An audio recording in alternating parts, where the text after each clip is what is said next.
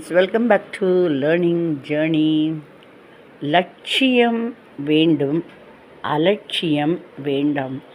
நம்ம வீட்டில் அம்மா அப்பா, அண்ணா அக்கா, நம்ம கூட பிறந்தவங்க, கூட பிறந்தவங்க தான் இப்போ சொன்னேன், நம்ம பாட்டி தாத்தா, அப்புறம் நம்ம நல்ல ஃப்ரெண்ட்ஸு, நல்லது சொல்கிற ஃப்ரெண்ட்ஸு.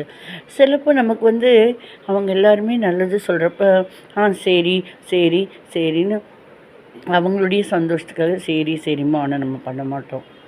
ஐயோ நாங்கள் அப்படின்னு வேண்டாம், ஒன்றும் இல்லை.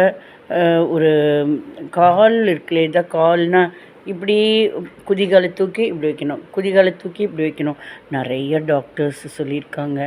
நம்ம சீரியலெல்லாம் பார்க்குறப்ப, சும்மா உட்காண்ட்ருக்கிறப்ப, வாக்கிங் முடியலையா, சரி வயசாகிடுச்சா பரவாயில்ல, இதுதான் காலுன்னா, காலில் இருக்க விரல்னா இதுதான் குதிகால்னா இப்படி தூக்கி இப்படி வைக்கணும், இப்படி தூக்கி இப்படி வைக்கணும் அப்படின்னு நிறைய அதுக்கு நற்பலன்கள் இருக்குதுன்னு அதை செஞ்சு பார்த்தா தானே தெரியும் இல்லையா?